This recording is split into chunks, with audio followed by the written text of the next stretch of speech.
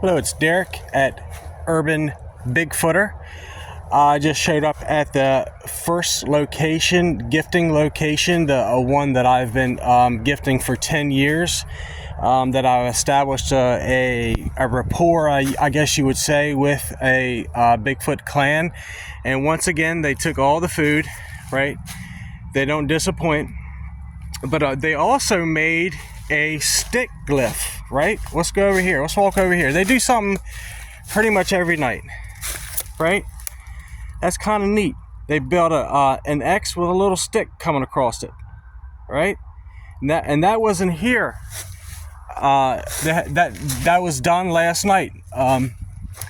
They came in down this trail, right? This time, I picked up some. It's hard to see because of the lighting. Let me get my left foot up here. There we go. You'll see. If you look hard enough, you will see an outline of. It looks like a right foot. No. It's a left foot. My bad. It looks skinny, right? I can see it on my video here. So that appears to be, I would say, about 15 inches, right? So I know there's a clan back here, a clan of 13. I've got 13 faces, and I've seen four of them in person. One of them has Down syndrome. That's what it looks like, and it has, the eyes are not, they're bulging out, and they're just shaped so different on the and they're not in line. Like one's, it just looks odd. It looks odd. It would probably scare the heck out of you if you saw it, just all of a sudden saw it in a dark alley or dark woods. But I want to show you here, show you their bows, right? So this is their front door I keep talking about, all right? Let's say, yeah. Anyway, yeah, I thought that was neat. Also, today's gifting is nothing special. I'm going to start giving them some other stuff. Like, I always give them marbles and golf balls and stuffed animals, and they take it all the time. They don't like this chew toy. I'm just going to leave it though. If they throw it down one more time, I'm going to take it. That means that it just don't like it. Today is going to be some chicken gizzards. They love all meat, and a apple, right? We're just going to give them apple and some chicken gizzards. One other thing that you can do, right? Which they cannot. I don't know if it's a game or exactly what it is. They don't like balanced objects in their territory. So let's break I'll show you what I mean. All right. So we're going to take a stick. We're going to take a stick, and we're going to go away from the gifting area, right? We're going to go away from the gifting area, so we know that it's just not. And look, right here between, it's coming down their trail, so they're going to have to do something about it, right? So we're going to put in between these two vines. We're going to balance it. Let me see if we can balance it. Hold on. Let me go up a little higher. Let me go up a little higher here. All right. And for some reason, they do not like balanced objects and sticks primarily. So we'll balance that. Okay, that's perfectly balanced. All right. Now, granted, a good strong wind would knock that down, but we'll do a couple. We'll do a couple, and in this area, every night that I do them, and I don't do them all. I don't do them all the time, but for showing, because I want people to have a positive interaction with these beings, and these are some of the tricks and things that I've learned on the way, 10 years of just having a good time with them, right? And that stick glyph was kind of neat. All right, so look, we just balanced another one on their front door, right? On their front door. All right, that one's pretty solid. That one is not going to be blown anywhere. And we'll do one more. We'll do three. Let me go ahead and grab this. We're going to grab this little branch here. And I believe that they think it's a game.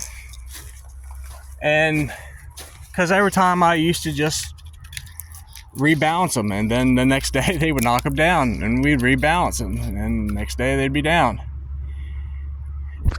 All right.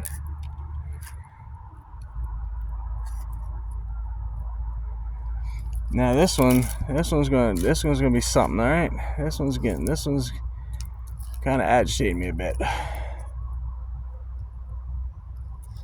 All right, hold on. Let's go to a different location. This one is just not cooperating with me presently. Let's just go right here. There we go. That's perfect. We balanced that. Okay. I don't know if my audio picked that up, but something was just thrown at me. All right, guys. Hey, thank you. I appreciate it. They've never hit me. They've thrown stuff at me before to get my attention. I believe it's juveniles just messing around. I've had that happen to me in Luray, Virginia. Them throwing stuff at me, and I hear all the time acorns to pebbles. They've thrown pebbles in the water next to me, and when a pebble hits the water, it goes bloop, right? And it has this distinct sound. And another thing, this gifting location, we're not far. If you go across in that direction, you go across the marsh through another set of woods, you'll hit a bypass, right, around our town, and there's an elementary school. And right now the kids are out playing. So I believe that's a big part of them too, because they love watching kids play.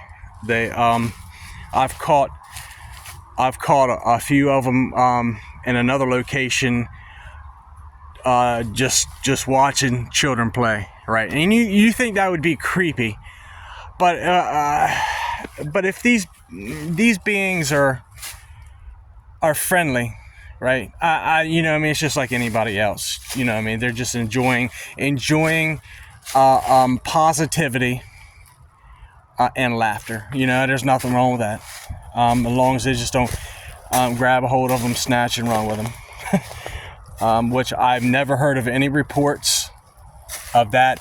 In fact, I was talking to a young lady last night, and she was telling me about a report in Claiborne, Maryland, which is not far from me, on a dog man crossing the road on the woman. There was 4 reports, and it went to the stable, and it riled up the horses so bad, one of them jumped the fence, and they found the horse down the road a bit. Now, they didn't report it in the newspaper and that type of stuff, right? You're not going to find it online. This is all word of mouth. And I thought that was very interesting. I thought that was cool. I run into those type of reports all the time. I'll tell you tomorrow about a rake report. I've had a rake sighting, and but this other gentleman's sighting, and I will tell you tomorrow. So anyway, let's before I go sign off, let's do a couple calls, right? So what I'm showing you here is to establish a gifting location. Give them a couple gifts, right? Food. You can give them marbles. You can give them writing utensils. I never had one try to write, but you can. You can balance sticks, right? We got this one balanced, right? I guarantee it would be knocked down tomorrow.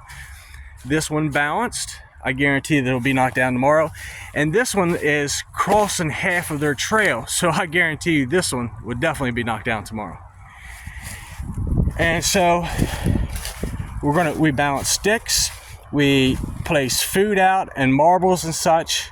We look for tracks, evidence, bows, breaks, footprints, an obvious sighting or two. Now that's few far in between, but the more you spend in the woods, the more action and more evidence, the more you'll have an encounter, right?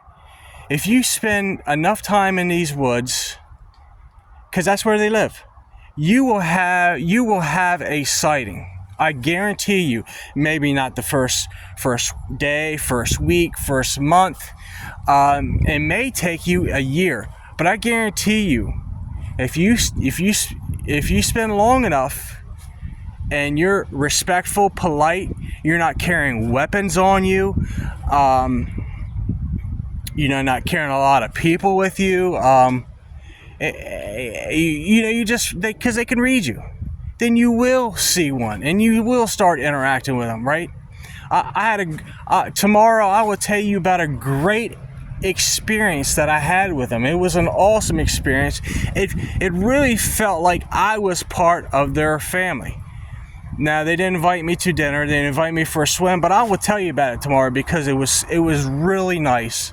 And if I know they can give out impressions of love and fear, and my heart was just filled with so much love during this encounter and after this encounter as well.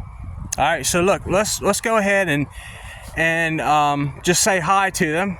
And I'm going to go to the next gifting location where we're establishing a new relationship with a new clan, which is I measured it yesterday, it's 2.8 miles away, and you would think that this would be the same clan, but this is why I'm called Urban Bigfooter, because in an urban setting, their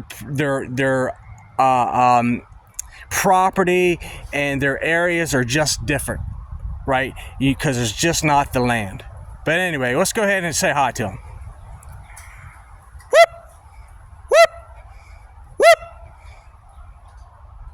All right, guys. Well, this is Derek. Once again, this is Derek from Urban Bigfooter. Hey, like and subscribe. Leave me a comment if you would like to know more about them. If you have a problem with one of these beings on your property, definitely get a hold of me, because I don't want to see people living in fear or anxiety or any type of situation where they're pushing up on you and they're intimidating you, because that's just not right, and I can help and fix it. All right, now may the Lord Jesus Christ always bless you. You have a great day.